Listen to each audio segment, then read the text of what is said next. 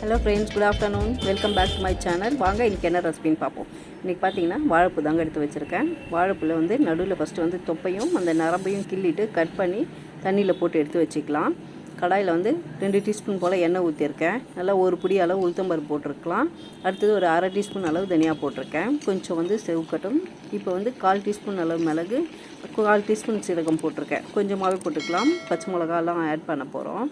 2 பச்சை மிளகா, 2 காஞ்ச மிளகா போட்டுக்கலாம். கொஞ்சமாக வந்து ஒரு புளியாங்கொட்டை அளவு சைஸ், ஒரு 2 புளியாங்கொட்டை அளவு சைஸ் புளி, ஒரு வெங்காயம், பெருசாகவே ஒரு வெங்காயம் பெருசாக கட் பண்ணி போட்டிருக்கேன்.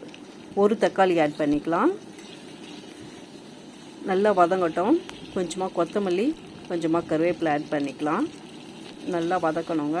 நல்லா வதங்கட்டும். இந்த வெங்காயம், தக்காளி, பருப்பு எல்லாம் நல்லா வதங்கட்டும்ட்டு நம்ம கட் பண்ணி வச்சுருக்க அந்த வாழைப்பூவை போட போகிறோம். வாழைப்பூ சட்னி தாங்க பண்ண போகிறேன் இன்றைக்கி.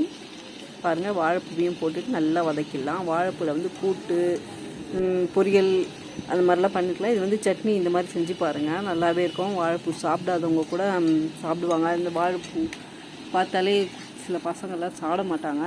இந்த மாதிரி செஞ்சு சட்னி மாதிரி செஞ்சு இட்லி தோசைக்கெலாம் கூட கொடுக்கலாம்.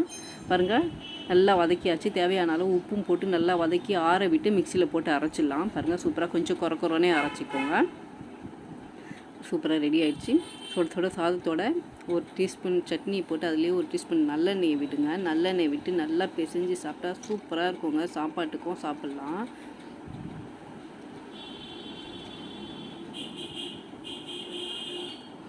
செம்ம டேஸ்ட்டு, நல்லாவே இருக்குது. இதை வந்து நல்லா கொஞ்சம் தண்ணி ஊற்றி அரைச்சிட்டு இட்லி, தோசை, சப்பாத்திக்கெலாம் கூட ப்ரிப்பேர் பண்ணி பசங்களுக்கு கொடுக்கலாங்க. ட்ரை பண்ணுங்கள். எப்படி இருக்குன்னு கமெண்ட் பாக்ஸில் கமெண்ட் பண்ணுங்கள் ஃப்ரெண்ட்ஸ். தேங்க்யூ, பாய்.